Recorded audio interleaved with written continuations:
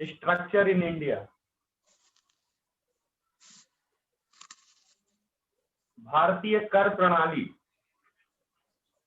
Madam आप भी लिखिए भारतीय कर प्रणाली।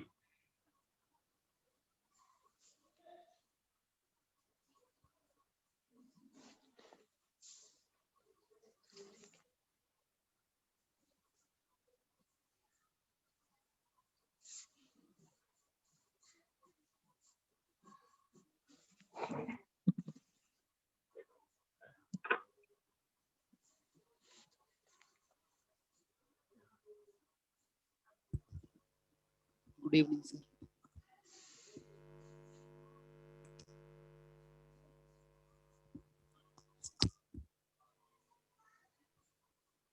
चलिए हेडफोन लगा ले। सारे लोग आ गए हैं?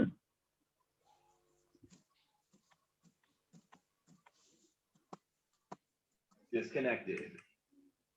Yes sir, almost all. Adios, amigo. Powering off.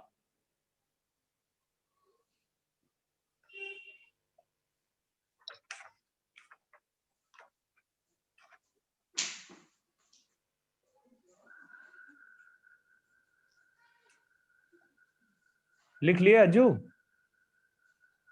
Yes sir, लिख लिया, टॉपिक डाल लिया। ठीक है, महेश वर्णवाल के लिए लेना। और बाकी जैसे देखो उसमें बहुत ज्यादा मैटर है, तो जैसे हम जो पढ़ाएंगे कॉन्सेप्ट वो आप उसमें देखते जाएंगे तो बहुत सारी चीजें मिलेंगी। रेफरेंस के लिए सर, रेफरेंस के लिए ओनली। नहीं वो उतना बहुत काफी है, लेकिन नया लेना, नया एडिशन, क्योंकि हमेशा बदलता रहता है ना। मेन जैसे बजट बदल जाएगा, ठीक है, नीति आयोग के प्रोसेस बदल जाएंगे, उसके बाद आपका मॉनेटरी पॉलिसी बदल जाएगी, सारी चीजें बदल जाएगी, तो नया एडिशन हमेशा इकोनॉमिक्स का लेना।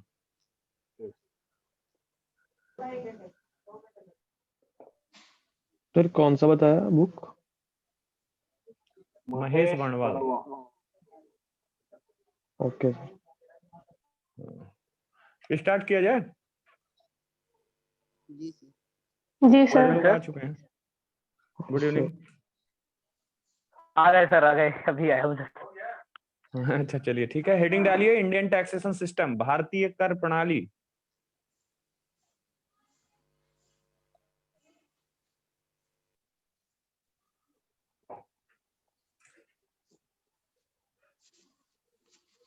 चलिए अब देखिए, सबसे बड़ी चीज के कर प्रणाली की बात अगर हम करेंगे तो मुद्दा ये है कि पहले तो हम संविधान को देखें, क्योंकि संविधान की व्यवस्था ये बताती है, आर्टिकल 112,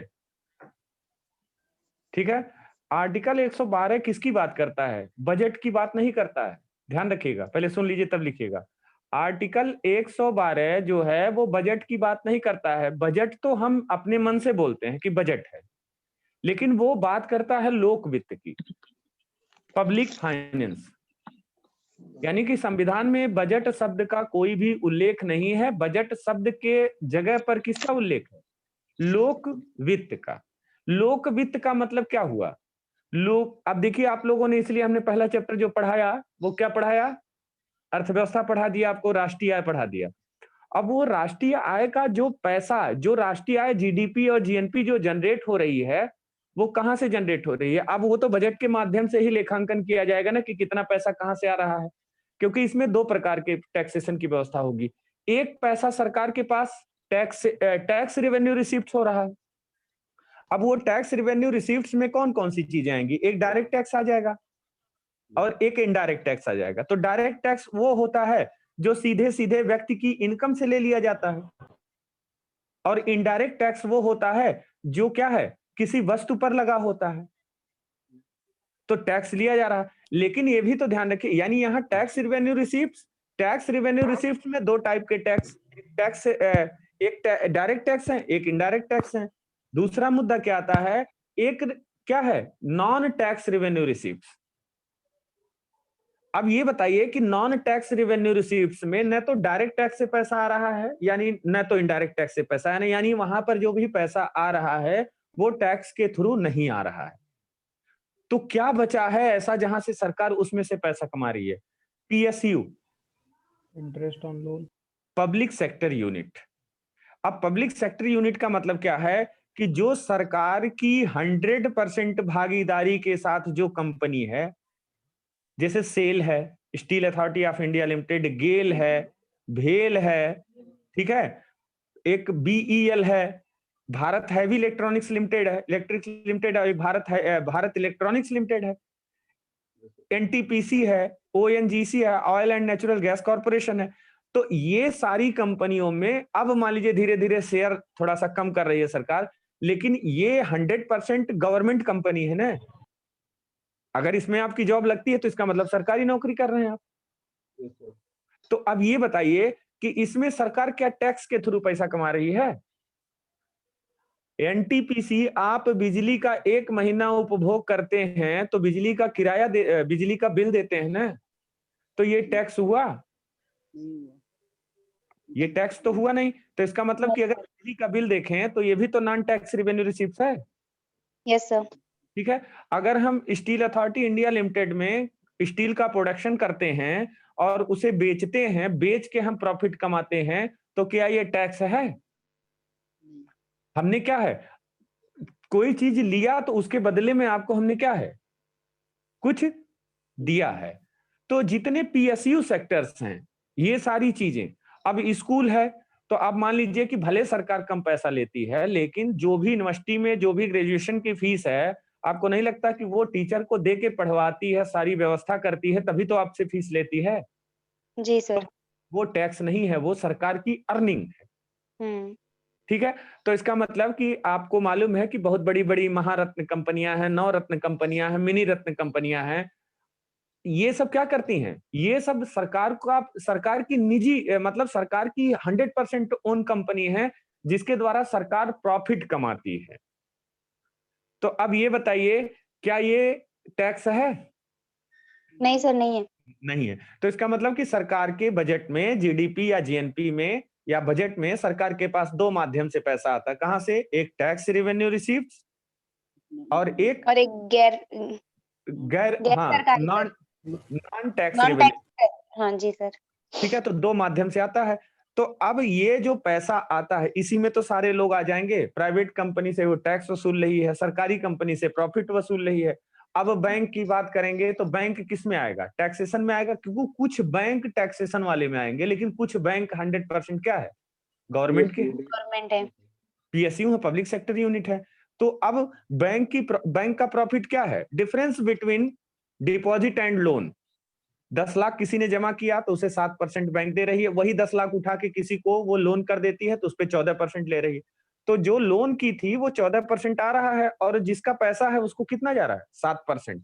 तो इसका मतलब कि difference between loan and deposit, तो कितना प्रॉफिट है? 7%। ये 7% क्या है? सरकार की शुद्ध क्या है? लाभ है। ठीक, लेकिन अगर वो प्राइवेट बैंक है तो वो जितना कमाएगा, तो हमने कहा था ना कि सरकार की पॉलिसी है कि अगर हमारे पब्लिक से आप पैसा कमाओगे तो हम आपसे टैक्स के माध्यम से पैसा कमाएंगे। तो जितने प्राइवेट सेक्टर के बैंक हैं, उनसे वो क्या है, वो टैक्स के माध्यम से कमाएगी। कौन सा टैक्स होगा? सीधे पैसे से पैसा लिया जा रहा है, डायरेक्ट टैक्स।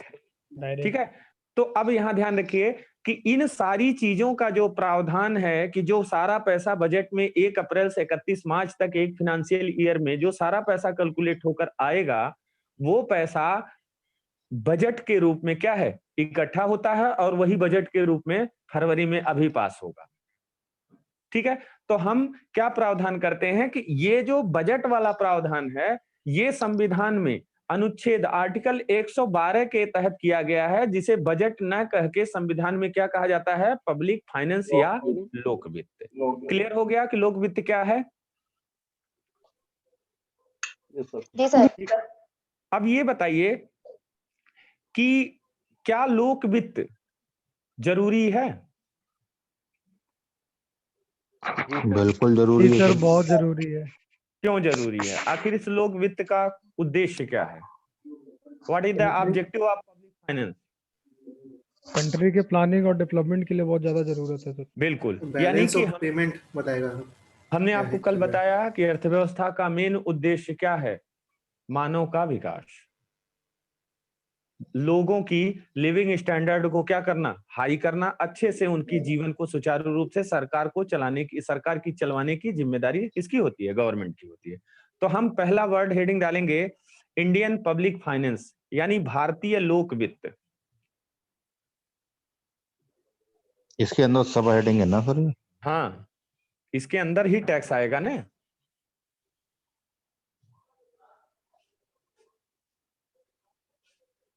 भारतीय लोक वित्त, पहले हेडिंग लिखवा दे, पहले हम आपको ये थ्योरेटिकल पोर्शन लिखवाते हैं, उसके बाद तब फिर समझाते हैं। अंग्रेजी वाले लोग लिखेंगे public finance is the study of, public finance is the study of, study of the financial health of state government, state government या सेंट्रल गवर्नमेंट दोनों लिख सकते हैं। Public finance is the study of the financial health of state government and local bodies in India, and local bodies in India.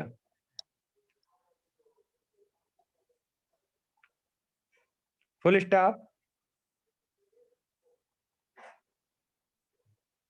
Public finance, आगे लिखेगा, public finance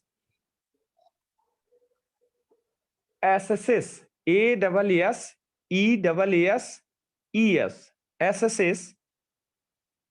assesses the government revenue,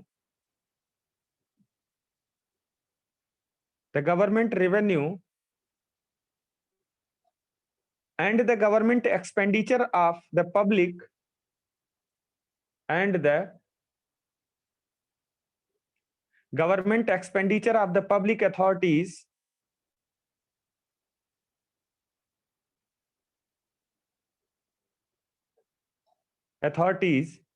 and the one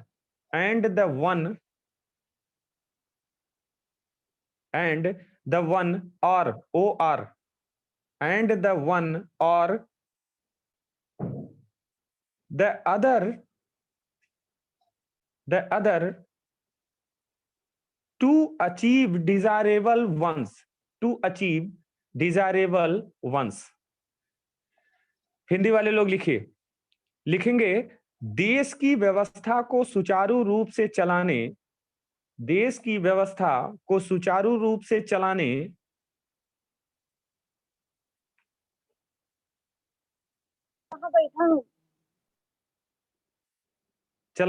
तथा कल्याणकारी एवं विकास के कार्यों के लिए, तथा कल्याणकारी एवं विकास के कार्यों के लिए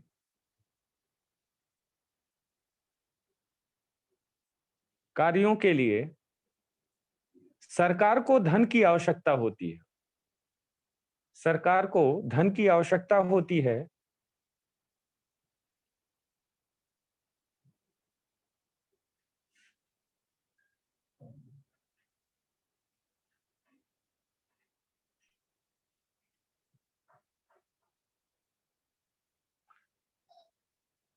धन की आवश्यकता होती है। जी। संविधान की मूल आत्मा के अनुसार, संविधान की मूल आत्मा के अनुसार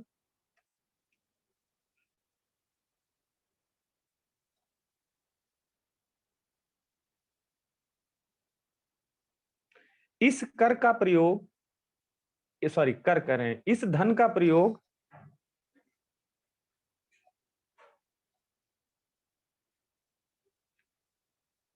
केंद्र एवं राज्यों के बीच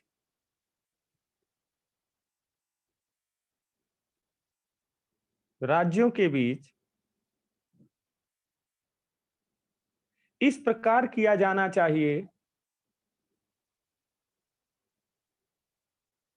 इस प्रकार किया जाना चाहिए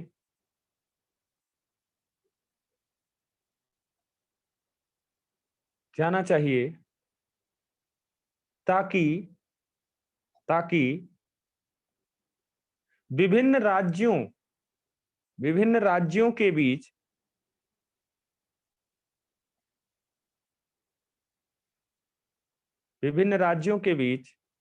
असमानताओं को दूर किया जा सके, असमानताओं को दूर किया जा सके।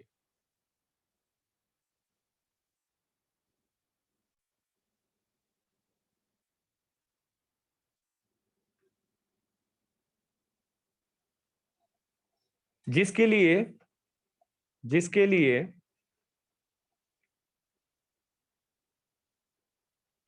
लिए कर प्रणाली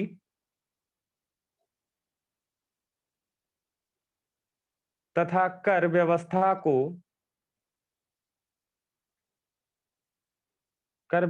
को सुचारू रूप से लागू किया जाना आवश्यक है, लागू किया जाना आवश्यक है।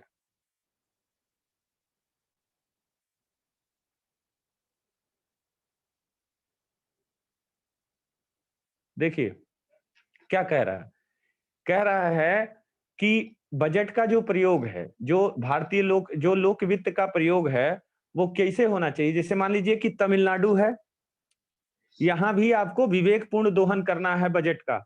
अब उत्तर प्रदेश और बिहार की शिक्षा व्यवस्था पे पैसा खर्च ज्यादा करना चाहिए कि तमिलनाडु की? यूपी बिहार क्योंकि यूपी बिहार में क्या है, शिक्षा नीचे है, लेकिन तमिलनाडु में सबसे ज्यादा है।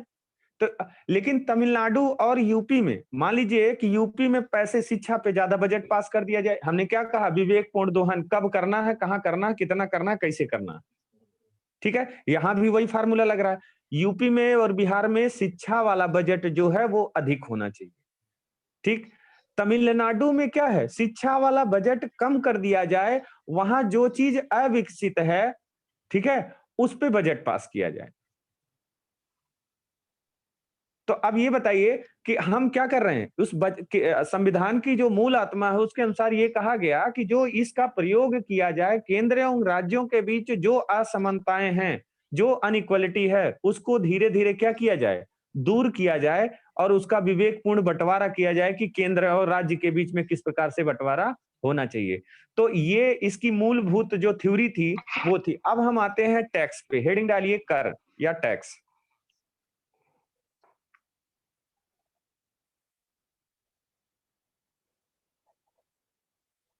टैक्स या कर। अब ये बताइए कि हम जो टैक्स पे करते हैं उसका हमको लाभ कैसा मिलता है, प्रत्यक्ष मिलता है कि अप्रत्यक्ष मिलता है कि मिलता ही नहीं? अप्रत्यक्ष मिलता है। तो अब यहाँ पर मुद्दा ये उठता है कि कर क्या है, कर सरकार को दिया गया एक अनिवार्य भुगतान होता है। पहले सुन लीजिए, जो करदाता बिना किसी प्रत्यक्ष लाभ के देता। अब ये बताइए कि प्रत्यक्ष लाभ क्यों नहीं दिया जाता? प्रत्यक्ष लाभ किसी सेवा का सर होता एक है, पर्टिकुलर बंदे को तो ना हमें कुछ मिल रहा है, उसके सर बदले हमें आपने लाभ मिल रहा है, वो गया प्रत्यक्ष लाभ ना सर। हाँ सर्विसेज के फॉर्म में मिलेगा। नहीं, सबके नियम को तो फुलफिल नहीं किया जा सकता ना। हमने ये पूछा है कि कर को प्रत्यक्ष रूप से क्यों नहीं बताया जाता, क्यों नहीं लाभ दिया जाता है, क्या सर जरूरी? क्योंकि आपने अभी ही कहा कि विवेकपूर्ण तरीके से करना चाहिए, जहां असमानता है वहां इक्वालिटी लानी है हमको। तो भाई हम टैक्स तो सभी दे रहे हैं, क्योंकि इस टैक्स की परिभाषा ही ये बोलती है कि सभी को देना है और अनिवार्य भुगतान है, मतलब सब पे करेंगे। लेकिन जो ऑलरेडी पैसे वाला है वो तो अपने बच्चे को सरकारी स्कूल में नहीं भेजेगा, तो क्या करती है सर, हमसे टैक्स लेती है और इस गवर्नमेंट स्कूल और ऐसी सारी चीजें बनाती है। तो वहां पर क्या होता है, जिसको नीड है इसके लिए, उसके लिए क्या किया जाता है, योजना बनाई जाती है और उस पैसे को लगाया जाता है, इसके लिए हमें इनडायरेक्ट वे में मिलता है। हाँ ठीक है। अब ये बताइए कि जैसे हम जो टैक्स पे करते हैं, अब हम आपको सीधा सीधा व्यवहारिक बताएं, सारे लोग सही बताएं अपने अपने दृष्टिकोण से। देखिए मान लीजिए कि अज्जू ने क्या किया, एक लाइन बिछवाई, मेट्रो बनवा रहे हैं अपने शहर में, ठीक है, और उसके बाद मिहिर ने क्या किया, उसके डब्बे का पैसा दिया, ठीक है, और सगुप्ता जी ने क्या किया कि उसके इंजन का पैसा दिया, और बाकी लोग जो हैं वो क्या किया, वो किसी ने स्टेशन बनवाया। अब आपको मालूम है क्या कि अज्जू ने पटरी बिछवाई, सगुप्ता जी ने उसका डब्बे का पैसा दिया है, और मिहिर जी ने क्या है, उसके इंजन का पैसा दिया, किसी ने स्टेशन बनवाया। आप लोग क्या हैं? आप लोग अलग अलग हैं। आप लोगों को मालूम है, देखिए अप्रत्यक्ष क्यों दिया जाता है, आप लोगों को मालूम है कल को आप लोगों के बीच में कॉन्फ्लिक्ट हो जाए तो मेट्रो चल पाएगी? क्योंकि हमारी बात में तो स्वाभिमान लग जाता है हिंदुस्तान में। अब सागुप्ता जी ने बोला कि हमारा इंजन निकाल दो, ठीक, और उसके बाद मिहिर जी ने कहा कि ऐसा है कि हम अपने डब्बे में भिखारी को बैठने ही नहीं देंगे, गंदा कर देता है, ठीक है। अज्जू ने कहा कि हम अपनी पटरिये उखाड़ देंगे, हम चलने नहीं देंगे। अब ये बताइए कि आपको लग रहा है क्योंकि इसीलिए सरकार बनाई जाती है ताकि उसको थोड़ा थोड़ा जनता क्या करती है, थोड़ा थोड़ा रुपया देती है और उसके पास ढेर सारा रुपया होता है, और थोड़ी थोड़ी पावर देती है इसलिए उसके पास ढेर सारी पावर देती है, ठीक है। तो अब ये बताइए, लेकिन ये जो मेट्रो, अब अगर मान लीजिए कि सरकार बनवा रही है, ठीक है, तो सरकार बनवा रही है तो आपको ये मालूम है कि हमारा पैसा तो लगा है, लेकिन किस में लगा है? पहिया में लगा है कि इंजन में लगा है कि डब्बा में लगा है, खिड़की में लगा, मालूम नहीं। और आपको मालूम है कि हमारा अधिकार नहीं है, क्योंकि वहां लिखा रहता है कि स्टेशन आपका है, इसे आप सुरक्षित रखें। तो जो उस बोर्ड को पढ़ेगा उसका भी स्टेशन होगा। अब ये थोड़ी ना कि आप स्टेशन पे जाके खड़े होके कह दो कि ना लिखा हुआ है स्टेशन हमारा है, इस पे कोई आ नहीं सकता, क्योंकि व्यक्तिगत लोगों की मानसिकता तो यही है, ठीक है। अब मेट्रो है, उस पे भिखारी भी चढ़ रहा है क्योंकि उसका भी तो अधिकार है। याद करो कि वो खाना खाया था तो उसने भी इनडायरेक्ट टैक्स दिया था ना। तो सरकार के द्वारा जो मेट्रो चलवाई जा रही है, रेलगाड़ी चलवाई जा रही है, उस पे भिखारी का भी तो अधिकार है। लेकिन अगर आप बनवाए होते तो मिहिर जी शांतिपूर्वक कहेंगे कैसा है कि हमारे डब्बे में इतना वीआईपी डब्बा है, हम भिखारी को ना चढ़ने देंगे। तो क्या ये लोकतंत्र है? तो क्या उचित है प्रत्यक्ष रूप में बताना कि आपका पैसा यहां लगा है? नहीं ना। तो इसका मतलब कि जो भी टैक्स आता है वो, देखिए जब तक कॉन्सेप्ट ना समझ लीजिए तब तक चीजें थोड़ा सा कंफ्यूज करती हैं। क्या अब आपको कर का प्रत्यक्ष रूप से लाभ उचित लग रहा है? कॉन्फ्लिक्ट हो जाएगा ना, इसलिए हमको मालूम ही नहीं है। अब ये अंबेडकर पार्क बना, लखनऊ में बना, कहीं भी बना, तो वहां बंबई से आया कोई व्यक्ति, कन्याकुमारी से आया कोई व्यक्ति, उसे केवल 20 रुपया देना और वो जाके मायावती के पार्क में पूरा देख लेगा, ठीक है, घूम आएगा। लेकिन अब ये बताइए, क्योंकि राज्य की भी तो बात होते आती है कि अगर सरकार के द्वारा नहीं किया गया है तो पर्टिकुलर कोई पार्क बनवाया तो उसे कहा कि हम दक्षिण भारत के लोगों को अपने पार्क में नहीं जाने देंगे, ठीक है, तो गड़बड़ हो जाएगा ना। तो इसका मतलब क्या है कि शासन व्यवस्था थोड़ी सी गड़बड़ है, संविधान के हिसाब से सरकार ना चल पाएगी। इसीलिए कभी भी जो टैक्स पे करता है, चाहे वो डायरेक्ट पे करे चाहे वो इनडायरेक्ट पे करे, उसका पैसा कहां लग रहा है यह उसे मालूम नहीं है, लेकिन उसे मालूम है कि स्टेशन हमारा भी है। दूसरा वाला आएगा वो भी पढ़ेगा कि स्टेशन हमारा भी है। इसका मतलब कि जितने लोग रेल स्टेशन पे आएंगे सब जानते हैं कि रेलगाड़ी हमारी है, स्टेशन हमारा है। लेकिन कोई एक व्यक्ति नहीं कह सकता क्या कि रेलगाड़ी हमारी है, स्टेशन हमारा है। क्यों? क्योंकि जिसने चलवाया वो कौन? प्रधानमंत्री या गवर्नमेंट। और गवर्नमेंट को बनाने वाला कौन? पूरे देश की जनता। तो इसलिए वो अगर कोई काम कर रहा है तो मतलब वह सबका है, किसी एक व्यक्ति का नहीं है। क्लियर हो गया? अब डिफिनीशन लिखिए, लिखिएगा, कर सरकार को दिया गया एक अनिवार्य भुगतान होता है। Tax is a compulsory payment. Tax is a compulsory payment by citizen to the government. कर सरकार को दिया गया एक अनिवार्य भुगतान होता है जो करदाता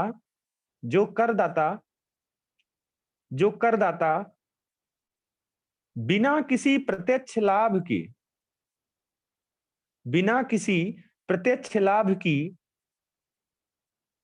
आशा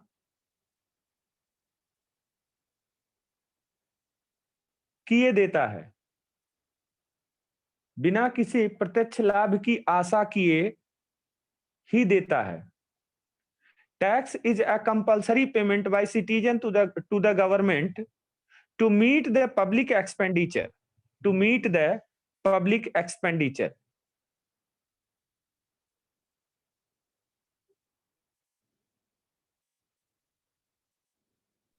सर एक क्वेश्चन है सर। हाँ, बोलिए सॉरी सर, आप कंटिन्यू करना चाहते हैं? बोलिए सर बोलिए। अनिवार्य क्यों है सर ये? भाई अनिवार्य नहीं, अगर होगा टैक्स तो आप तो लोग ये हिस्ट्री, संविधान में, हाँ सुनिए संविधान सुनिए, में हिस्ट्री पढ़े हैं ना? तो वैदिक काल जब आपको पढ़ाए होंगे अंकित सर, तो वैदिक काल से लेकर, क्योंकि मेरा मेन सब्जेक्ट हिस्ट्री ही है, ये ध्यान रखिए, ऑप्शनल में हिस्ट्री ही पढ़ाता हूँ। तो जो वैदिक काल है उसको 1500 से हम 600 बीसी तक बांटते हैं। उसमें दो पीरियड बांटते हैं, एक ऋग्वैदिक काल यानी पूर्व वैदिक काल और एक लेटर वैदिक काल। तो एक वैदिक काल और एक उत्तर वैदिक काल। तो वैदिक काल में क्या व्यवस्था थी कि एक कर दिया जाता था बलि, यस सर। ठीक है, लेकिन वो क्या था, वो स्वेच्छा से दिया जाने वाला कर था, ठीक कि हाँ, जनता जो है वो क्या करती थी, राजा को जो उसके पास मिलता था, जो जैसे मान लो आक्रमण हुआ कहीं रूप में सारे लोग, तो जो जनता पाई उसमें से राजा को मन करता था तो देती थी, नहीं मन करता था तो नहीं देती थी। लेकिन आप देखेंगे कि लेटर वैदिक पीरियड में जो बलि नामक कर था, क्योंकि आप देखिए कि ऋग्वैदिक काल और उत्तर वैदिक काल दोनों में सोशल, पॉलिटिकल, इकोनॉमिकल कुछ तो निरंतरता रही, लेकिन कुछ परिवर्तन भी हो गए, ठीक है। अब यहां पर स्थिति आती है कि जो ऋग्वेद का 10वां मंडल है उसमें पुरुष सूक्त, नदी सूक्त और विवाह सूक्त 3 है। तो अब पुरुष सूक्त में क्या है, चारों वर्णों का विभाजन कर दिया गया। लेकिन वर्ण का मतलब यहां क्या था, वर्ण एक शब्द होता है, वर्ण का मतलब वर्ड,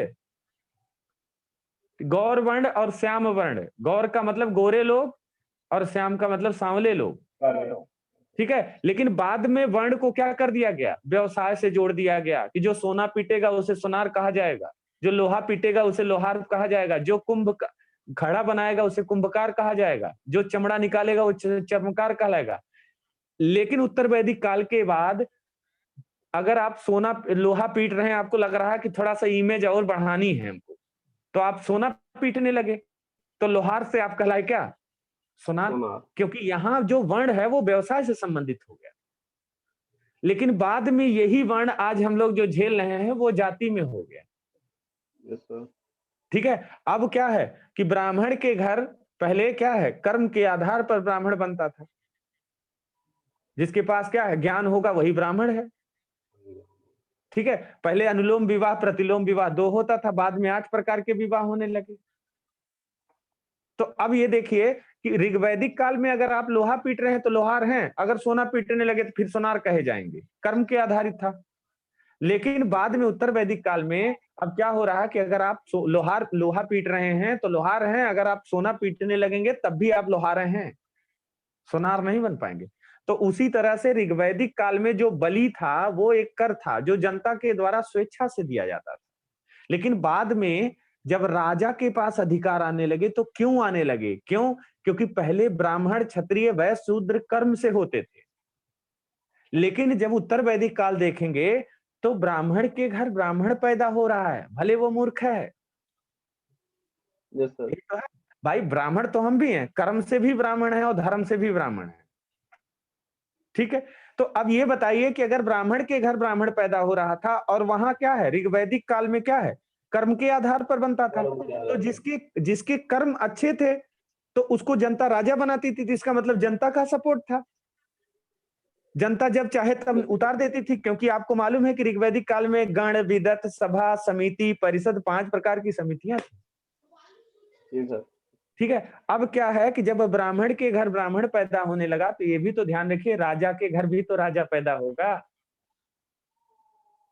तो अधिकार तो राजा के पास अब सीमित से असीमित हो गए ना। तो राजा ने उस जो स्वेच्छा वाला कर था उसको कंपलसरी कर दिया। और राजनीति का सिद्धांत यही कहता है कि अगर कर आप नहीं देंगे तो राजा राज्य की व्यवस्था कैसे चलाएगा।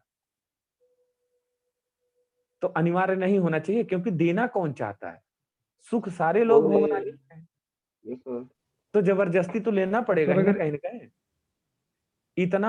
इतना नियम बनाने के बावजूद भी आज भी देखे कितने चोर पड़े हुए हैं, कहाँ देते हैं टैक्स, वो तो ऐसा दरअसल कहीं कहीं पे इसका कोई रूल्स या रेगुलेशन कहीं पे लिखा है क्या सर संविधान में कि बिल्कुल आपको देना ही संविधान में पड़ेगा? है, संविधान में है, संविधान में बनाया गया था क्योंकि बिना इनकम के चल ही नहीं पाएगा। आपका दायित्व है, पहली चीज तो ये ध्यान रखिए, कर्तव्य है। अगर आप ये तो सही। मान लीजिए कि आपके परिवार में 4 लोग हैं, आपके पिताजी हैं, आप 4 भाई हैं, तो आपके पापा आपको आपके ऊपर इन्वेस्ट कर रहे हैं कि नहीं? पढ़ा रहे हैं, बरोबर. लिखा रहे हैं सब कुछ, तो आपका कर्तव्य है कि नहीं कि जब पापा डिपेंडेंट पॉपुलेशन में आ जाएं, तो वर्किंग एज पॉपुलेशन में आप आ गए हैं, तो आपका कर्तव्य है कि नहीं कि अपने पिताजी का चारों भाई अगर 200-200 रुपया दें तो 800 रुपया उनको दिया जाए। तो अनिवार्य तो है, कर्तव्यों के हिसाब से भी अनिवार्य है। Yes, sir. ठीक है, तो इसलिए कंपलसरी माना जाएगा क्योंकि बिना कर के राज्य नहीं चल पाएगा।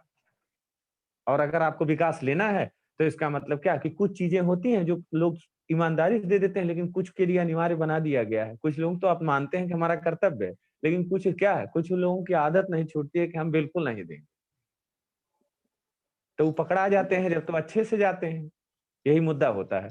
तो लिखिए इसमें, कर सरकार को दिया गया एक अनिवार्य भुगतान होता है जो करदाता बिना किसी प्रत्यक्ष लाभ के आशा के ही देता है। अंग्रेजी वाले लोग कहां तक लिखे हैं? एक्सपेंडिचर तक हो गया है? हाँ सर। Yes, sir. Public लिखिएगा। जी सर। Yes, sir. आगे लिखिए, it is legally imposed by the government, it is legally imposed by the government on tax payer.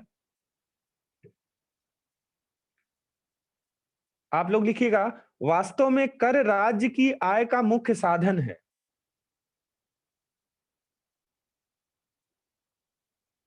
कर राज्य की आय का मुख्य साधन है।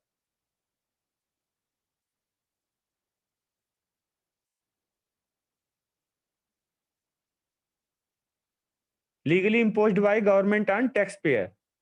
अंग्रेजी वाले लोग भी आगे लिखेंगे, modern economy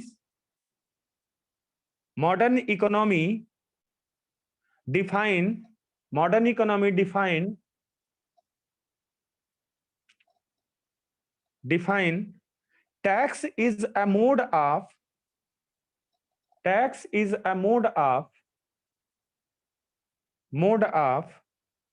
income redistribution, clear? Income redistribution. देखिए क्या कह रहा है, इनकम रीडिस्ट्रीब्यूशन। आप लोग हिंदी वाले लोग लिखेंगे, आधुनिक अर्थशास्त्र के अनुसार कर आय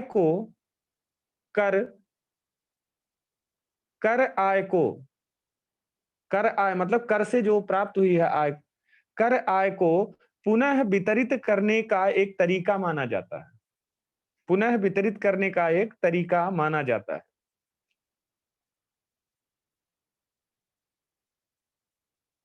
सर रिपीट कर दो मैं वापिस।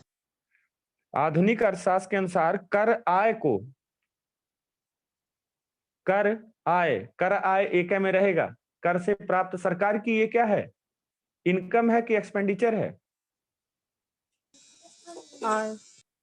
सरकार की इनकम, लेकिन जो पे करता है उसके लिए क्या है? एक्सपेंसेस है। तो आधुनिक अर्थशास्त्र के अनुसार कर आय को पुनः वितरित करने का एक तरीका माना जाता है। Modern economies define tax as a mode of income redistribution. अब ये बताइए, सरकार जो कर लेती है आपसे, उसे क्या करती है? आप ही के ऊपर सामाजिक रूप में खर्च करती है ना। तो क्या एक बार वो क्या कर रही है? इनकम कर रही है, ले रही है और एक बार फिर से एक्सपेंस कर रही है, उसको फिर रीडिस्ट्रीब्यूट कर रही है। यानी कि एक बार पाई और उसके बाद फिर उसको डिस्ट्रीब्यूट कर रही है। किस माध्यम से? सड़क बना रही है, आपके लिए अच्छे अच्छे स्कूल बना रही है, अस्पताल बना रही है, आप ही की सुख सुविधाओं के लिए तो खर्च कर रही है, ठीक है, जिसका उपभोग आप कर रहे हैं। तो हमने देख लिया टैक्स। अब आप लोग हेडिंग डालेंगे टैक्सेशन मेथड, यानी कर प्रणाली।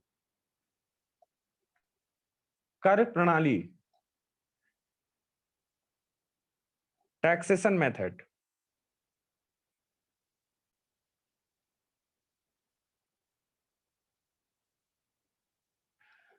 लिखिए, there are 3 method of taxation.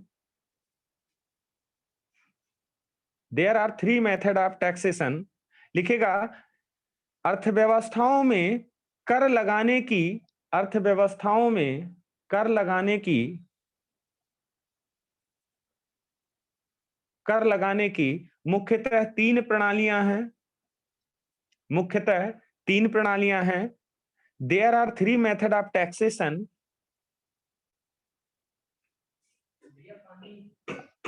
आगे, there are three method of taxation prevalent in economies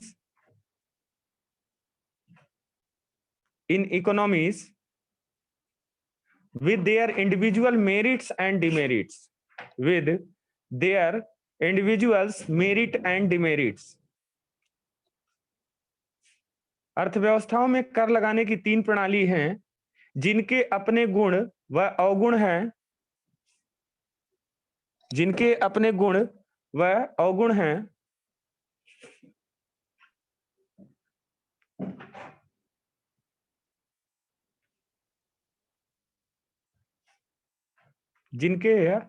क्या लिखे हैं? अर्थव्यवस्थाओं में कर लगाने की तीन प्रणाली है जिनके अपने गुण व अवगुण हैं।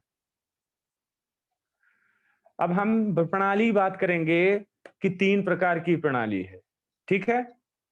मतलब कि देखिए, भारत में अब मुद्दा यहां उठता है। पहला मुद्दा यह है कि कुछ ऐसे देश हैं जहां पर टैक्स की चोरी ज्यादा होती है, ठीक है। इसका मतलब कि अगर जहां टैक्स की चोरी ज्यादा होगी वहां पर क्या है, ब्लैक मनी की अधिकता होगी, ठीक है। तो अब इसका भी तो रीजन है कि कुछ ऐसे देश हैं जहां पर ब्लैक मनी की बहुत मिनिमम व्यवस्था है, जहां पर टैक्स की चोरी नहीं होती है। ऐसा क्या सिस्टम है कि वहां टैक्स चोरी नहीं होता है, कहीं पर टैक्स ज्यादा चोरी होता है, कहीं पर ब्लैक मनी कम जनरेट होती है। जैसे अभी आप स्कैंडिनेवियाई कंट्री देखेंगे, जैसे नीदरलैंड है, डेनमार्क है, इन सब जगहों पर क्या है, टैक्स की चोरी बहुत कम होती है। क्यों होती है? तो इसका मतलब कि जो सिस्टम है, कहीं ना कहीं उस सिस्टम के कारण ही तो लोग चोरी करते हैं और बैंक में ज्यादा पैसा जमा करते हैं, या ब्लैक मनी जहां कम जनरेट होती है कहीं ज्यादा जनरेट होती है। तो कहीं ना कहीं वो दोष किसका है? सिस्टम का है। लेकिन वो दोष जरूरी भी है कि नहीं जरूरी है? क्यों? अगर वो अच्छा नहीं है तो सरकार के द्वारा उसे क्यों इम्पोज किया जाता है? ठीक है, ये भी मुद्दा है। इन सारी चीजों पर हम चर्चा करेंगे। तो तीन प्रकार की आप प्रणाली लिखेंगे। पहला लिखेगा प्रोग्रेसिव टैक्सेशन सिस्टम, हिंदी वाले लोग लिखेंगे प्रगतिशील आबलिक प्रतिगामी नहीं, प्रगामी लिखेगा, सॉरी, प्रति का उल्टा हो जाएगा, प्रगामी। प्रगतिशील वर्ड से ही पता चल रहा है प्रोग्रेसिव टैक्सेशन सिस्टम यानी क्या है? ये जो टैक्सेशन की स्थिति है प्रोग्रेस कर रही है, प्रगति कर रही है, यानी कि यहां पर मुद्दा कुछ और होगा। दूसरा आप देखिए, दूसरा, पहले तीनों टैक्सेशन सिस्टम लिख लीजिए ताकि आपको याद रहे, थ्योरी तो हम अभी लिखवाएंगे। दूसरा क्या हो सकता है? Regressive taxation system. दूसरा है रिग्रेसिव टैक्सेशन सिस्टम, जिसे कहते हैं प्रतिगामी कर प्रणाली। और तीसरा है प्रोपोर्शनल टैक्सेशन सिस्टम, अनुपातिक कर प्रणाली। अनुपातिक कर प्रणाली, ठीक है। अब ये बताइए कि किसी देश में, तीनों समझ में आ गया ना सबको कि तीन प्रकार की टैक्सेशन सिस्टम है। पहला कौन सा है? प्रगतिशील। वर्डों पे ध्यान दीजिए। प्रगति का मतलब क्या है कि इसमें जैसे जैसे आपकी इनकम बढ़ती जाएगी वैसे वैसे टैक्स की दर भी क्या होती जाएगी? बढ़ती जाएगी, यानी प्रोग्रेस होता जाएगा। रिग्रेसिव में क्या है कि जैसे जैसे आपकी इनकम बढ़ती जाएगी वैसे वैसे टैक्स का जो रेट है वो क्या होता जाएगा? डाउन होता जाएगा। और प्रोपोर्शनल में क्या है? अनुपातिक में यहां पर कम वाले से भी उतना लिया जा रहा है और ज्यादा वाले से भी लिया जा रहा है। तो इसका मतलब कि सबसे खराब इसमें कौन सी लग रही? लास्ट वाला, प्रोपोर्शनल सर। ठीक है। अब यहाँ पर स्थिति आती है कि प्रोग्रेसिव टैक्सेशन सिस्टम में क्या सिस्टम है, अब उसको हम समझाते हैं। पहले आप लोग हेडिंग डालिए प्रोग्रेसिव टैक्सेशन सिस्टम, यानी प्रगतिशील कर प्रणाली।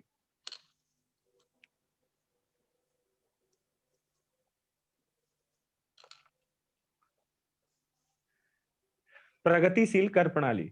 अब ये बताइए कि किसी देश की अर्थव्यवस्था में या किसी देश में बैंक में पैसा रहना अच्छा है कि घर की अलमारी में पैसा रहना अच्छा है? बैंक में।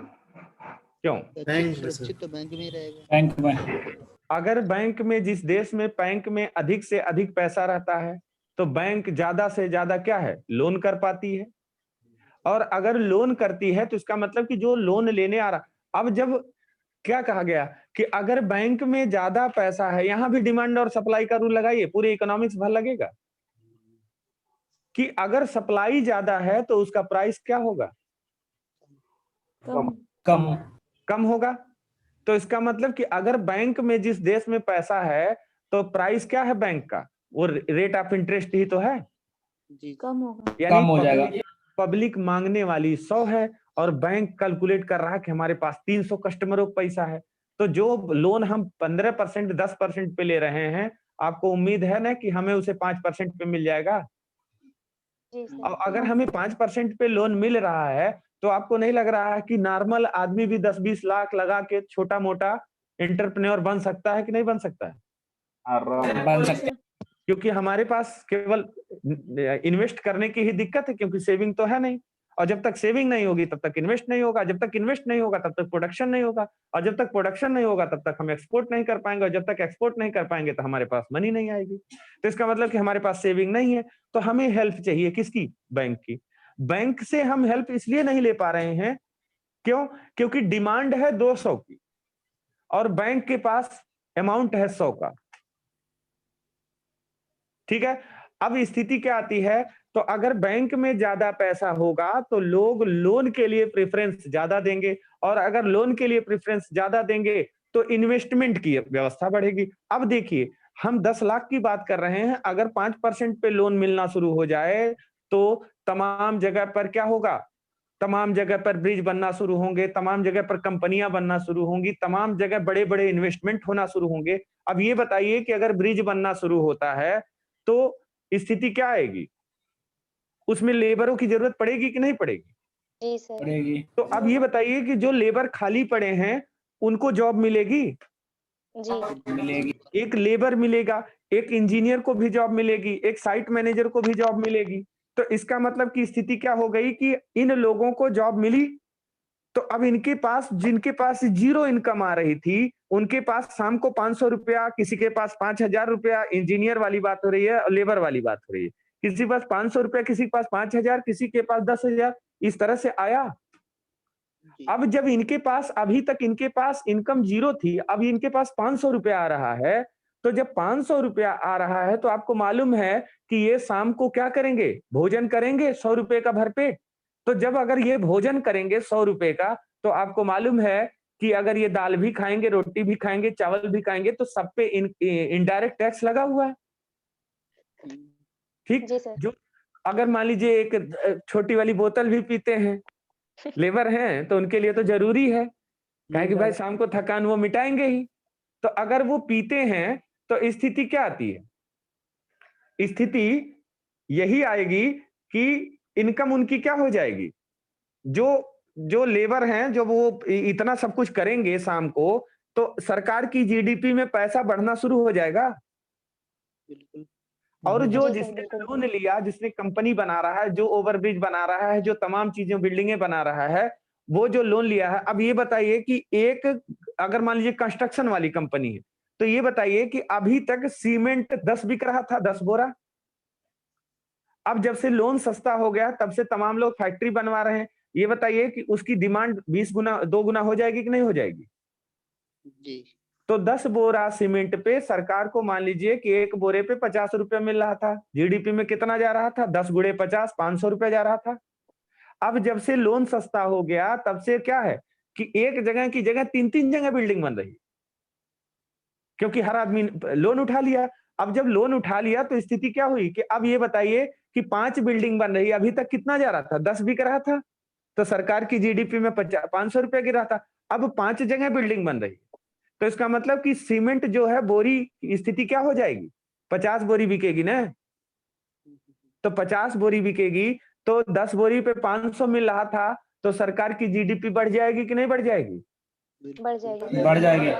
तो इसी तरह से सीमेंट बिकेगा, गिट्टी बिकेगी, मोरंग बिकेगा, तमाम जो घर में इलेक्ट्रॉनिक सामान मिलते हैं वो बिकेंगे, तमाम फर्नीचर बिकेंगे, लाइट की व्यवस्था होगी, तमाम सजावटी सामान बिकेंगे, तो ढेर सारी वैरायटी के सामान बिकना शुरू हो गए। तो अब ये बताइए कि जब ढेर सारी वैरायटी के सामान बिकना शुरू हो गए तो ढेर सारा टैक्स भी तो जाना शुरू हो गया। अर्थव्यवस्था क्यों गड़बड़? इसका मतलब कि जब हम कमाएंगे तो हम ज्यादा खर्च करेंगे, और हम जब ज्यादा खर्च करेंगे तो सरकार को ज्यादा टैक्स मिलेगा, तो जीडीपी उनकी बढ़ेगी। लेकिन जब से जीएसटी और नोटबंदी हो गई, देखिए सरकार भी बेकार हो गई। क्यों? क्योंकि हम 5 बिल्डिंग नहीं बनवाएंगे, क्योंकि हमारे पास जो ब्लैक मनी थी उसको हम किनारे कर दिए, हम लगाएंगे तो हिसाब देना पड़ेगा। तो हमने फिर 10 बोरा पे कर दिया, अब 50 बोरा अभी तक बिक रहा था, अब फिर आ गए 10 बोरा पे, तो जब तो रोजगार भी तो डाउन हो गया।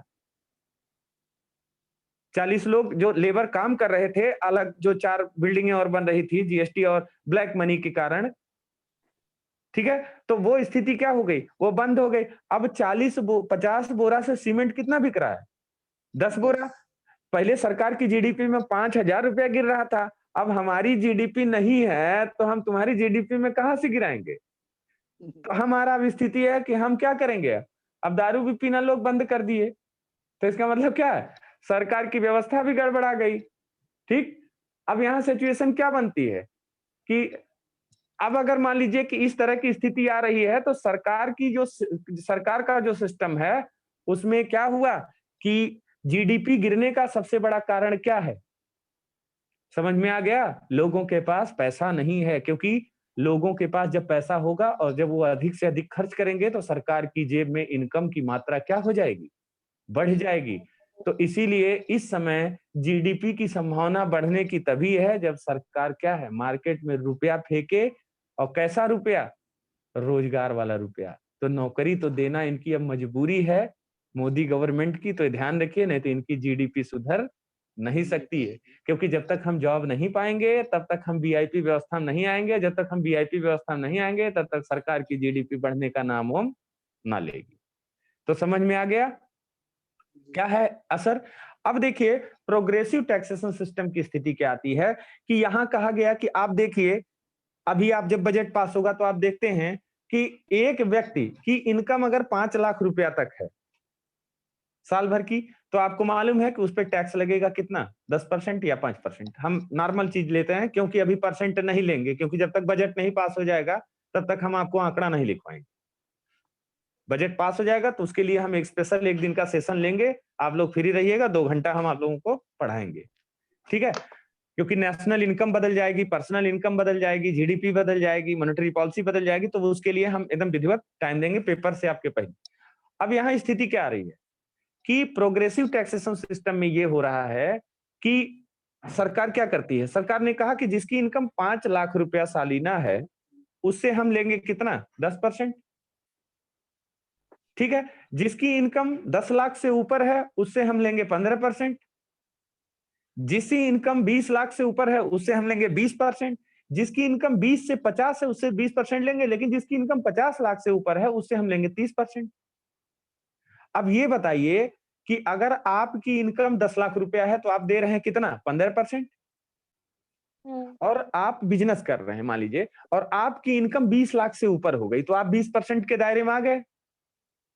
तो अब ये बताइए कि आपके बैंक में पहले 15 लाख पे दे रहे थे आप, आपके अकाउंट में कितना बढ़ गया है, 5 लाख बढ़ गया है, ठीक है? तो 15 का दे रहे थे, मान लीजिए हम 15 का 10% दे रहे थे, 5 लाख तक हम मान लीजिए 5% दे रहे हैं, और 5 से लेकर और 10 तक 5% दे रहे हैं, 10 से लेकर 20 तक 20 लगभग 15% दे रहे हैं, और 20 से ऊपर क्या है, 20% दे रहे हैं, 50 लाख तक, 50 लाख के ऊपर 30% दे रहे हैं। अब ये बताइए कि अगर आपकी इनकम 15 लाख थी और आप दे रहे थे 10%, तो कितना दे रहे थे साल भर में, 1.5 लाख रुपया, ठीक है? आपकी इनकम हो गई है 20 लाख से ऊपर, तो आपको कितना देना पड़ेगा, 2 दूनी 4। पहले आप कितना दे रहे थे, 1.5 लाख, अब कितना देना पड़ेगा, 20 लाख से ऊपर हो गए हैं, तो 20% 4 लाख कितना 4 लाख कष्ट, क्योंकि यहाँ ध्यान रखिएगा डायरेक्ट टैक्स जब लिया जाता है तो हमेशा इंसान को कष्ट होता है। ध्यान रखिए जहां पैसा देने में आपको कष्ट हो, अपने आप बिना थ्योरी समझ लीजिएगा कि ये हमसे डायरेक्ट टैक्स लिया जा रहा है, याद हो चाहे ना हो। अभी आपको एग्जाम्पल आगे देंगे हम। तो आप पहले कितने देने की आदि थे? 1.5 लाख। अब 5 लाख आपके अकाउंट में बढ़ गया तो आपको देना पड़ेगा कितना? 4 लाख।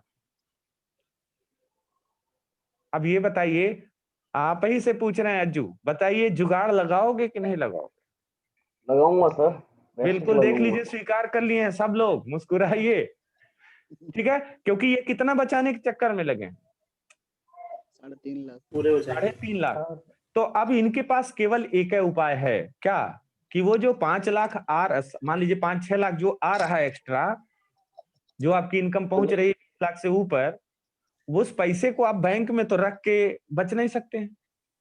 तो इसका मतलब कि अब अपनी हमने कहा ना कि अब देखिए शुरू हो गया अलमारी में पैसा डाल। हमारे में क्या रोकूंगा? ठीक है, अब ये सोचिए कि आपने उसमें से कितना निकाल लिया कि हम 15 लाख तक रहे ताकि हम 15% ही दें या 10% ही दें।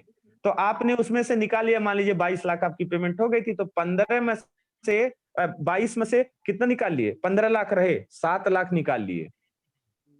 और 7 लाख ला के कहाँ रखेंगे आप? अलमारी में। अलमारी में। ठीक है, गद्दे के नीचे, तकिया में, यही सब में रखेंगे। तो अब ये बताइए कि आपके जैसे कम से कम 50 लाख लोग होंगे ना, तो 50 लाख गुणे 7 लाख करिए, कितना हुआ? 3.5 लाख करोड़ रुपया हुआ। अब 3.5 लाख करोड़ रुपया हुआ, 3.5 लाख करोड़ हुआ। अब ये बताइए अलमारी में अगर वो रहेगा तो आपको लगता है कि उसमें एक आध नोट बढ़ेगी? कुछ नहीं बढ़ेगी। नहीं बढ़ना। इसका मतलब कि आप खुद का भी नुकसान कर रहे हैं।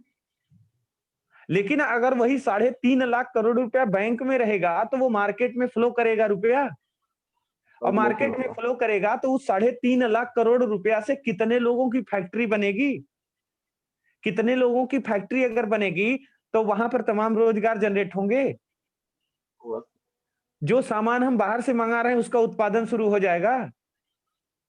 ठीक है, तो जो हम बाहर पैसा खर्च कर रहे थे उस पैसे का उत्पादन तो यहाँ के लोग खर्च कर रहे हैं। तो जो हम चाइना को भेज रहे थे पैसा, उस पैसे को अगर हम बिहार में शिक्षा पे खर्च कर देंगे तो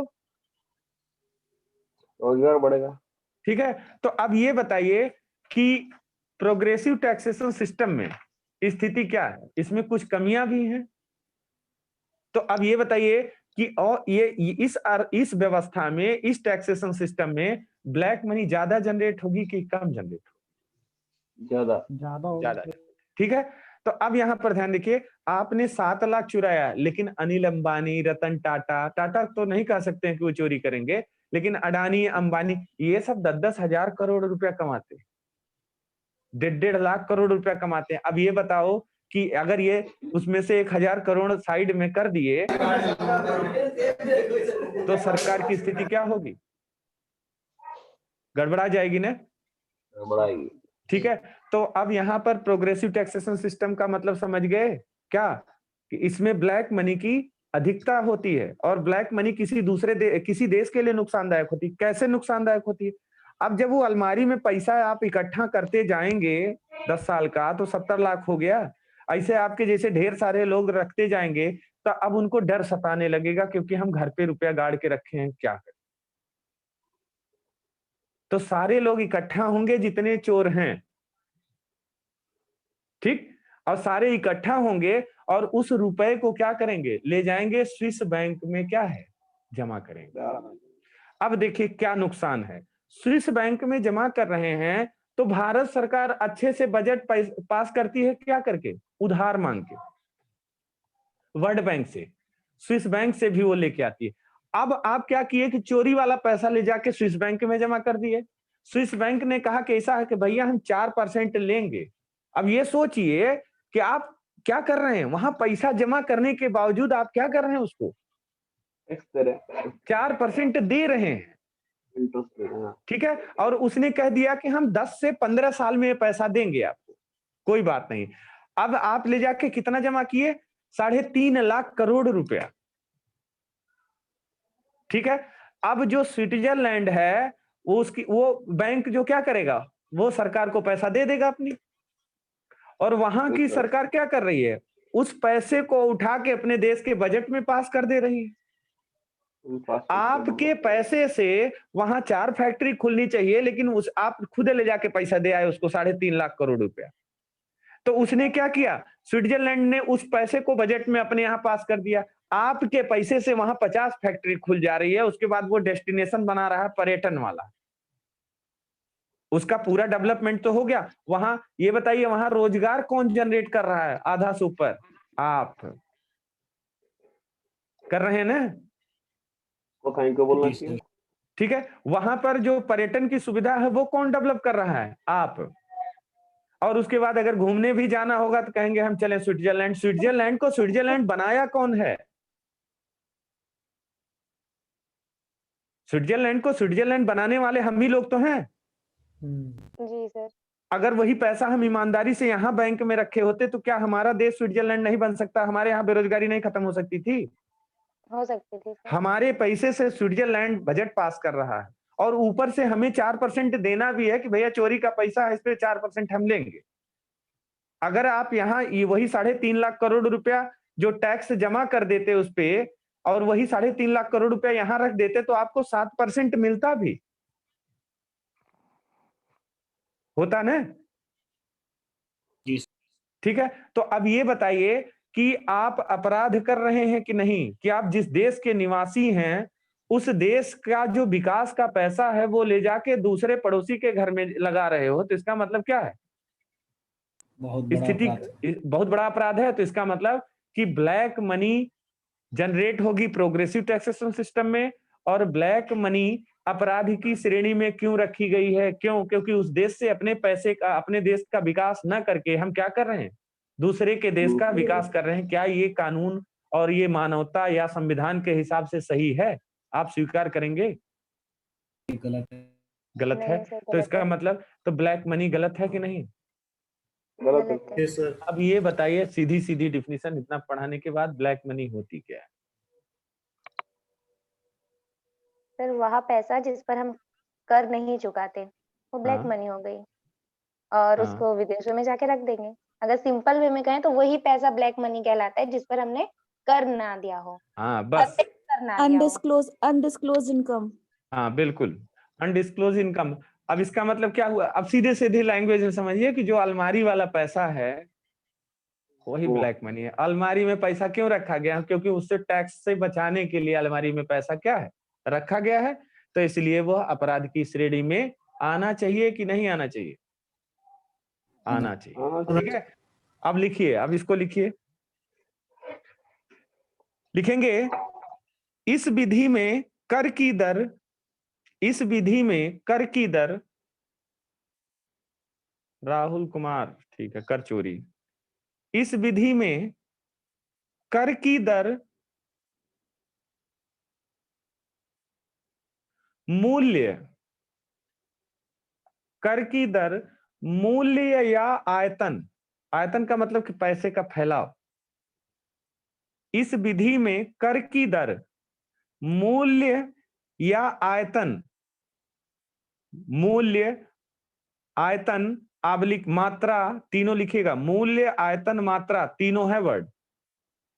मूल्य का मतलब क्या कि पैसा बढ़ रहा है, आयतन का मतलब क्या, तब भी पैसा बढ़ रहा है, मात्रा का मतलब क्या, तब भी पैसा बढ़ रहा है। तो इसका मतलब क्या कह रहा है कि इस विधि में कर की दर मूल्य, आयतन, मात्रा बढ़ने के साथ साथ, बढ़ने के साथ साथ,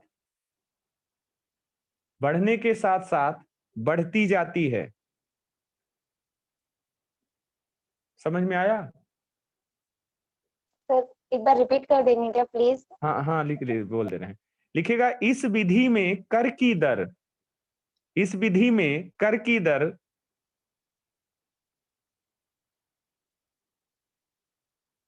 मूल्य, मूल्य, आबलिक आयतन, आबलिक मात्रा बढ़ने के साथ साथ, बढ़ने के साथ साथ बढ़ती जाती है। समझ में आ रहा है क्या लैंग्वेज है?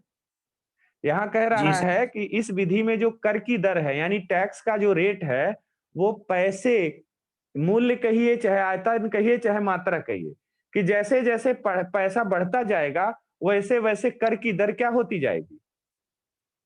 बढ़ती जाएगी। ठीक है, बढ़ती हाँ। अंग्रेजी वाले लोग लिखेंगे this method has increasing rate of tax, this method has increasing rates of tax, rates of tax for increasing value, for increasing value or volume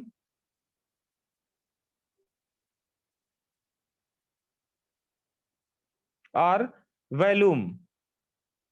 ठीक है, हिंदी वाले लोग लिखेंगे भारत में आयकर की वसूली इसी विधि द्वारा की जाती है, भारत में आयकर की वसूली इसी विधि द्वारा की जाती है। आयकर यही तो है कि जैसे जैसे आपकी इनकम बढ़ती जाएगी वैसे वैसे टैक्स का दर क्या है? बढ़ता जाएगा। भारत में आयकर की वसूली इसी विधि द्वारा की जाती है। अंग्रेजी वाले लोग लिखेंगे on which the tax is being, on which, volume, volume के आगे लिखेगा on which the tax is being imposed Indian income tax, on which the tax is being imposed Indian income tax is a typical example of it.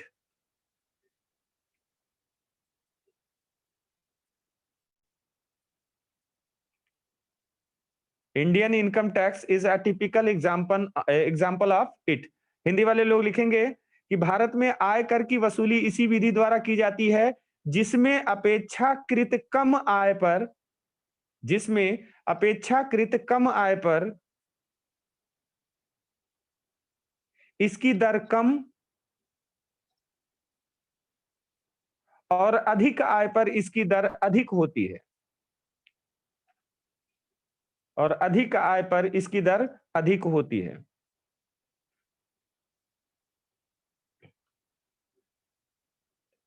अंग्रेजी वाले लोग लिखेंगे the idea here is, the idea here is less tax, the idea here is less tax on the sub कुछ मिल रहा है तुझे, चल लगता है सब।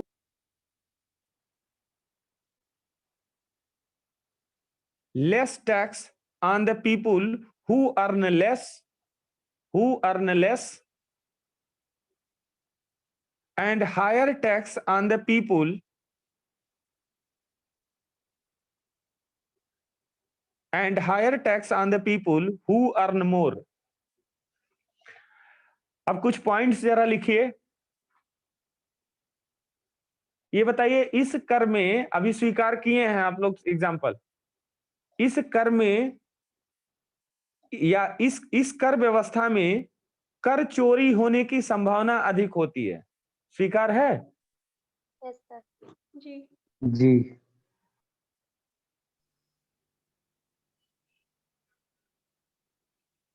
अगर आपसे पूछ लिया जाए कि भारत में कौन से टैक्सेशन सिस्टम से काम होता है तो आप आंसर क्या देंगे आज के बाद?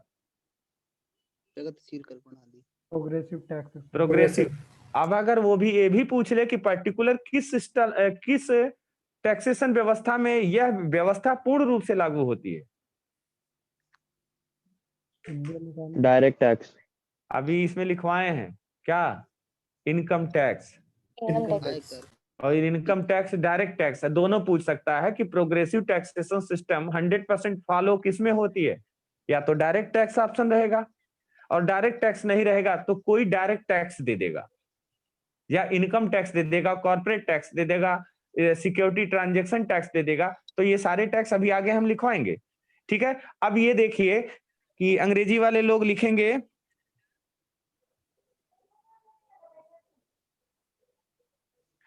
earn more, taxpayer also start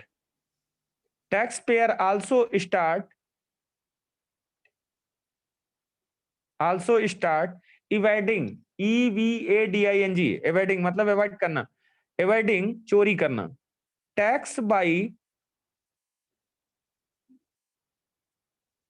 tax payer also start evading tax by showing lower tax by showing lower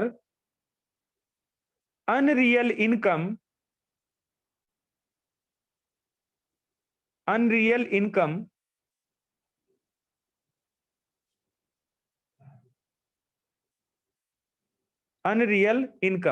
यहीं पर आप लोग रुक जाइएगा, अंग्रेजी वाले लोग भी, अभी उसी में आगे कंटिन्यू लगाएंगे।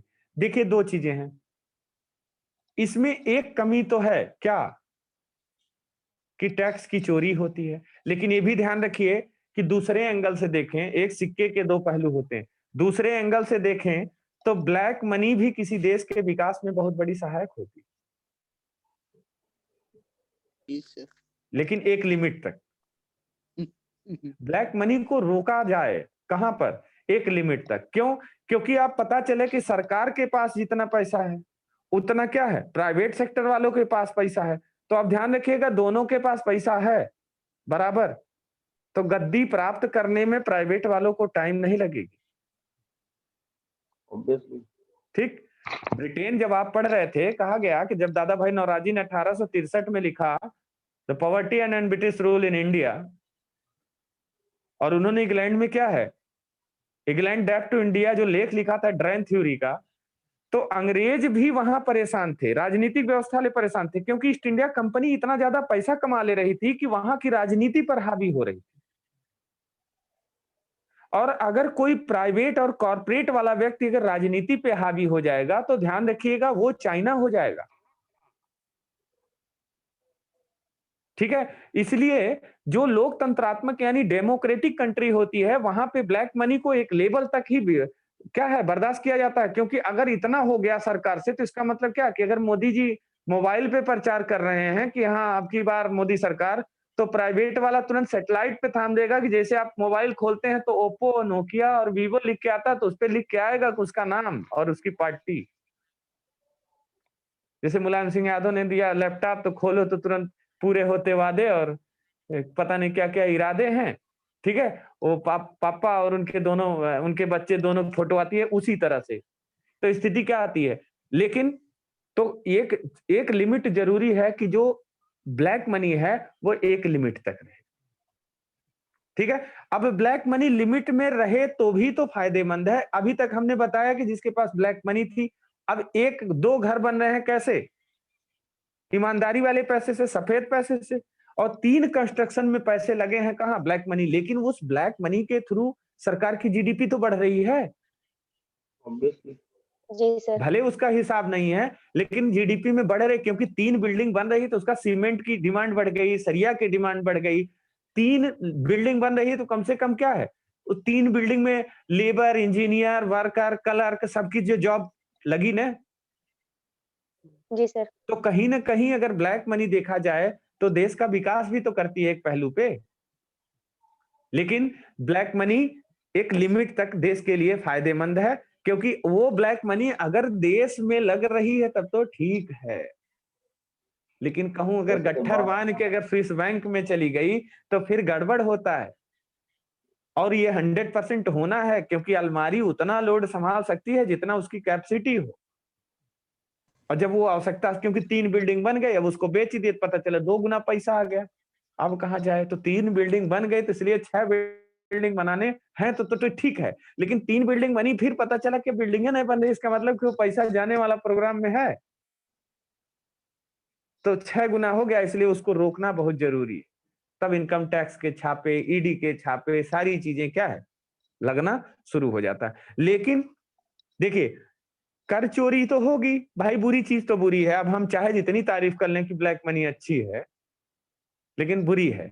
लेकिन यहां पर यह भी ध्यान रखिए कि संविधान के हिसाब से कहा जाता है कि जो प्रोग्रेसिव टैक्सेशन सिस्टम है उसमें क्या है कि जो देश विकासशील हैं उसमें वो कुछ क्या है अच्छे काम भी करती है। आपको लग रहा है कि आपके पास पैसा कमा रहे हो तो आपको टैक्स देना पड़ रहा है, तो इसलिए आपके लिए वो बुरी है। लेकिन ये भी तो ध्यान रखो कि भारत के लिए कि साल भर में लगभग लगभग 60% जनसंख्या ऐसी है जो 5 लाख से नीचे ही कमाती है,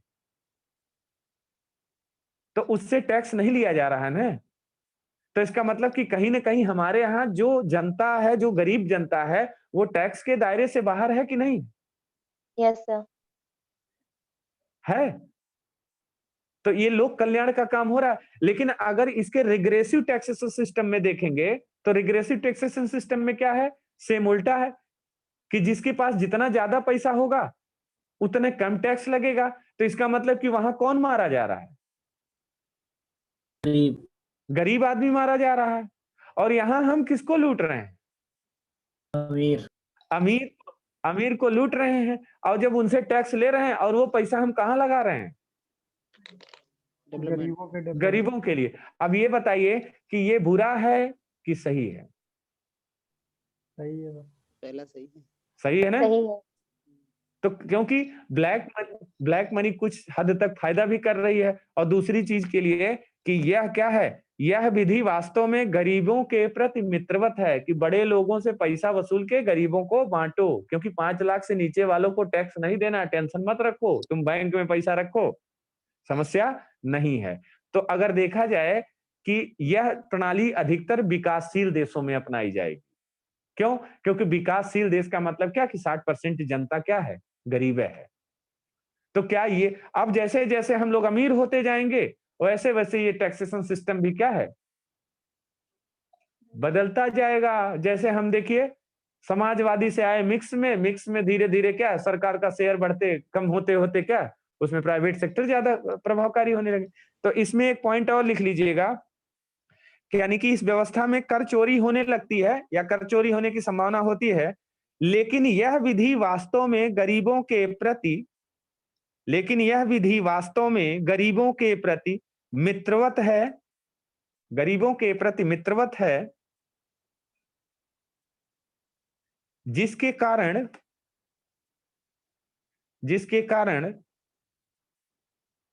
यह विश्व में सबसे प्रचलित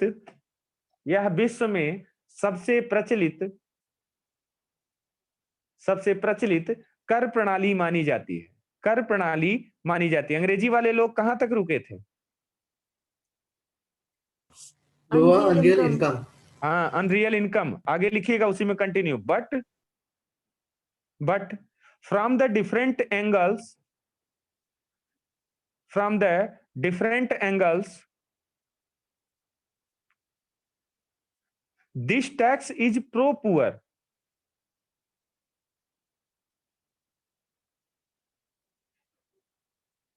this tax is pro poor यानी कि यह पुअर लोगों के लिए क्या है, मित्रवत है।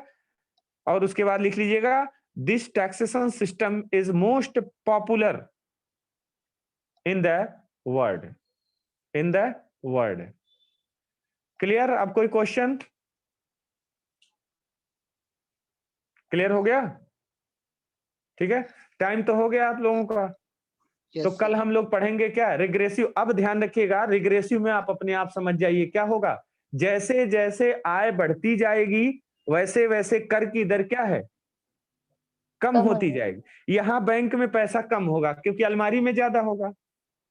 लेकिन जो रिग्रेसिव टैक्सेशन सिस्टम है उसमें स्थिति क्या होगी, किसी के पास 15 लाख है, जैसे आपके पास अभी 15 लाख था तो आप चोरी किए, 15 लाख है तो उस पर 20% लग रहा है। लेकिन नियम यह है कि अगर उसके पास 20 लाख रुपया हो जाए तो उसका टैक्स जो है वो 15% हो जाएगा। तो आपको नहीं मालूम है कि जो अलमारी में पैसा रखा है वो भी ले जाके आप क्या करेंगे, बैंक में रख देंगे। और जब बैंक में, तो इसका मतलब क्या है कि जितने लोग हैं सब टैक्स कम कराने के चक्कर में जितना अपने जेब में अपनी सेविंग भी उठा के क्या है बैंक में रख देंगे और बैंक पे पास अनकुत पैसा हो जाएगा। इसलिए विकसित देशों में अमेरिका में लोन की मात्रा अगर लोन उठाने जाएंगे तो 3.5% पे मिलता है। क्यों? क्योंकि वहां ये सिस्टम है, क्योंकि वहां हर व्यक्ति के पास पैसा है। अब जब धीरे धीरे हम भी अमीर हो जाएंगे तो हमारे यहाँ भी टैक्सेशन का रिवर्स सिस्टम हो जाएगा, तो हम भी सारा पैसा बैंक में रखेंगे। तो हमारे यहाँ भी क्या, बैंक के पास 500 करोड़ है और मांगने वाले 100 करोड़ है, तो बैंक कहेगी ले जाओ 2.5% पे ले जाओ, बात खत्म। लेकिन अभी स्थिति क्या है, अभी सबके घर में पैसा है, बैंक में कम है, तो बैंक के पास 50 करोड़ है और मांगने वाले 200 लोग हैं, रखने के बावजूद भीख मांगते रहते हैं कि नहीं बैंक से लेंगे तो काम बन जाएगा, नहीं तो घर वाला लगाएंगे तो हिसाब लेंगे। ठीक है, अनायास मांगते हैं। इसीलिए सरकार जो भी बैंक जो पब्लिक सेक्टर में काम करने के लिए खोलती है, वो पहले कह देती है कि 60% लोन किसानों को और नॉर्मल व्यक्ति को दिया जाना चाहिए, 40% से 30% लोन इंडस्ट्री वालों को दिया जाएगा, क्योंकि हम बैंक खोलें किसके लिए? इंडस्ट्री के लिए नहीं। 30% से 40% केवल इंडस्ट्री वालों को दिया जाएगा, ठीक है, और 60% से ऊपर किसको दिया जाएगा? नॉर्मल पब्लिक को दिया जाएगा, क्योंकि जरूरत हकीकत में उसको है। वो तो एक फैक्ट्री डाल के बैठे हैं, दूसरा फैक्ट्री डालने वाले हैं, आप खाने बिना मर रहे हैं, इसको जरूरत है कि उसको जरूरत है। तो मुद्दा यहाँ ये होता है। तो रिग्रेसिव टैक्सेशन सिस्टम में जैसे जैसे आपकी आय बढ़ती जाती है, टैक्स की दर क्या होती है? घटती जाती है। और इसमें क्या है, ब्लैक मनी की क्या होती है? कमी होती है, क्योंकि चोर हर जगह होंगे, ध्यान रखना, चाहे वो अमेरिका हो, चाहे भारत हो, चाहे पाकिस्तान हो। बस यही है कि कोई सोच रहा है कि 5 लाख पे टैक्स लग रहा है 5%, उसके बाद 5 लाख है, उसके बाद 5% लग रहा है। उसने कहा कि अगर हम 5 लाख निकाल लें बैंक में से, तुम्हारा एको पैसा नहीं लगेगा, तो वहां भी चुराएगा। ठीक है, तो वो 5 लाख उठाएगा, लेकिन उनके लोगों की संख्या थोड़ी क्या होगी? कम होगी। तो बस हमने कहा ना कि मिनिमम और मैक्सिमम का कॉन्सेप्ट हमेशा इकोनॉमी में ध्यान रखना, जीरो कहीं नहीं हो सकता है। तो अब हम लोग नेक्स्ट क्लास में, कल क्लास में रिग्रेसिव और प्रोपोर्शनेट टैक्सेशन सिस्टम पढ़ेंगे, और सिस्टम के बाद उसके बाद डायरेक्ट टैक्स और क्या क्या चीजें होती हैं, ये सारी चीजें हम लोग पढ़ेंगे। Okay sir, thank you. धन्यवाद sir. Thank you sir sir. अभी बताइए, किसी को Good कोई night, sir. क्वेश्चन पूछना है? No sir. आपने सही समझाया, नो कोई ये सर। समझ में आ क्वेश्चन गया? नहीं है। Yes sir. Yes sir. अच्छा ठीक है। और ब्रिजेश मैडम है यहाँ पे? हेलो, हाँ जी सर। मैम आपको समझ में आया क्लियर? जी सर, आज आया, लेकिन अभी मैं थोड़ा सा बेबी डिस्टर्ब करता है ना, तो मैं ऑन नहीं रखती हूँ। नहीं नहीं, कोई दिक्कत नहीं है। असल बात, कल जब आप पढ़ रही थी तो कल हम लास्ट वाला पोर्शन पढ़ा रहे थे। जी जी, वो फर्स्ट टाइम था ना, तो समझ में थोड़ा सा मतलब नहीं आ रहा था उस टाइम, तो मैंने इकोनॉमिक्स ठीक है, पढ़ा तो था आज में। मतलब सारे लोगों को फुल्ली एकदम क्लियर है ना सब कुछ? जी जी जी, बिल्कुल। Yes, sir. चलिए ठीक है, तो फिर कल मुलाकात होती है। Good night all of you. Good night sir, thank you sir.